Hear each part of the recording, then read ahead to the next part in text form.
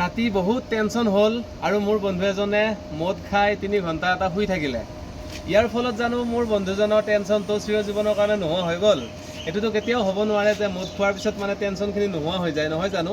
এনেকুৱা এটি প্ৰবৃত্তি আজিকালি বহুত দেখা গৈছে সমাজত। বিভিন্ন ধৰণৰ মাদক দ্ৰব্যই আমাৰ সমাজখনক ছানি ধৰিছে। সেয়া ড্ৰাগছ হওক, ভাং হওক, মদ হওক, চিগাৰেট হওক, বিড়ি হওক, মানে কৈ শেষ কৰিব নোৱাৰি।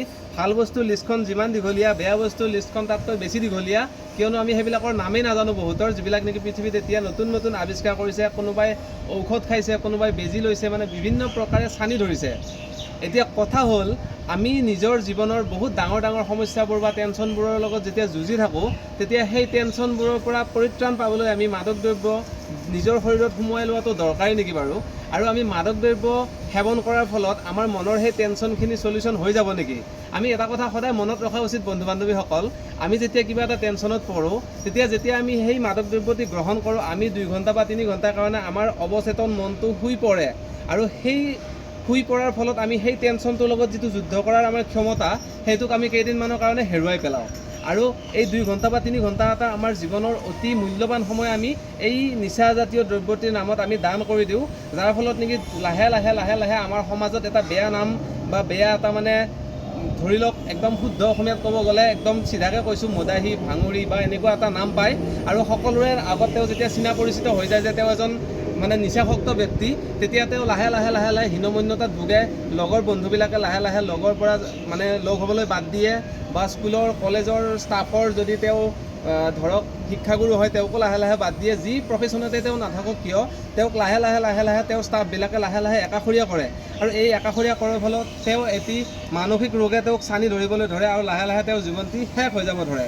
এতিয়া কথা হ'ল, এই যে মাদক দ্ৰব্যটি আমি অকণমান সময় গ্ৰহণ কৰিছিলোঁ, হয়তো পাৰ্টিৰ নামত, নহ'লে বিহুৰ নামত, নহ'লে 1 জানুৱাৰীৰ নামত, এনেদৰে আমাৰ জীৱনত সেই মাদক দ্ৰব্যৰ এক বিলাসিতা জীৱনৰ প্ৰতি আমি আকৃষ্ট হৈ মৰমৰ বন্ধু বান্ধৱীসকলৰ মানে অনুৰোধত যে আজি খাই দিয়া, একো নহয়, আজি মোৰ জন্মদিন বুলি খাই দিয়া, আজি মোৰ পাৰ্টি বুলি খাই দিয়া, আজি 1 জানুৱাৰী বুলি খাই দিয়া, আজি খ্ৰীষ্টমাছ বুলি খাই দিয়া, এই এনেকুৱা সৰু এটি ভুল পদক্ষেপৰ বাবে আপোনালোকৰ জীৱনটি একদম মানে ঘৰৰ মানুহে যিধৰণে আপোনালোকক ডাঙৰ দীঘল কৰি এক সৎ পথত গতি কৰাইছিল, যিহেতু কোনো মাক দেউতাকে কেতিয়াও নাভাবে যে নিজৰ মৰমৰ ল'ৰা ছোৱালীজন বেয়া পথত যাওক বা সমাজৰ এক মানে সম্পদ হওক বুলিয়ে সকলোৱে ভাবে। কিন্তু যেতিয়া ল'ৰা ছোৱালীয়ে এক ভুল পথ বাছি লয়, আৰু তাৰ ফলতে সমাজত বিশৃংখলতাৰ আজিকালি বহুতো সৃষ্টি হোৱা দেখা গৈছে। আপোনালোকে ফোন, টিভি, মোবাইল সকলোবোৰ বস্তু, কোনো এটা বস্তু মানে খুলিবই নোৱাৰে, আৰু লগতে ঘৰৰ মানুহৰ লগত আপোনালোকে এই টিভিটোত বহি কেতিয়াও চাব নোৱাৰে। খালি অশ্লীল কথা, অসভ্যালি, সমাজখনত গোটেই কেওফালে খালি বেয়া খবৰ আৰু বেয়া খবৰ।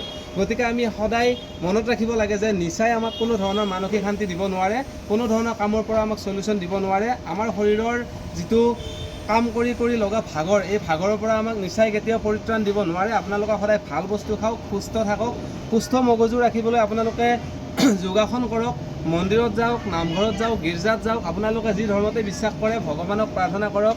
আল্লাহ, ঈশ্বৰ, গড সকলো একেই হয়। ওপৰত থকা মানুহজনৰ বা ওপৰত থকা সেই অদৃশ্য শক্তিৰ ওপৰত আপোনালোকে ভৰসা ৰাখি নিজৰ জীৱনটি খুব সুন্দৰকৈ আগুৱাই লৈ যাওক। লগতে এই নিচাসক্ত হোৱা আমাৰ মৰমৰ যিসকল অনুজ অগ্ৰজ আছে, তেওঁলোকক আমি অকণমান হ'লেও মানে যাতে ভাল পথ দেখুৱাব পাৰোঁ, তাৰ বাবে তেওঁলোকক অকণমান ভালদৰে মৰম কৰক, আৰু মৰমেৰে তেওঁলোকক বুজাই দিয়ক যে এইটো এটা ভুল পথ, এই পথত যোৱাটো আমাৰ জীৱনৰ কাৰণে অতি মাৰাত্মক, আৰু আমাৰ সমাজখনৰ বাবে ই এক মাৰাত্মক ব্যাধি। গতিকে নিচাৰ পৰা দূৰত থাকক, আৰু কোনো ধৰণৰ মৰমৰ বন্ধু বান্ধৱীৰ প্ৰলোভনত পৰি আপোনালোকে নিচাসক্ত নহ'ব, আৰু এটি সুন্দৰ আৰু সুস্থ জীৱন গঢ়িবলৈ সদায় শিক্ষা জ্ঞানৰ সম্পূৰ্ণ আপোনালোকে উপযোগ কৰক আপোনালোকৰ দৈনন্দিন জীৱনত, আৰু নিচাৰ পৰা দূৰত থাকক। ভিডিঅ'টি ভাল লাগিলে শ্বেয়াৰ কৰিব। আজিলৈ ইমানে।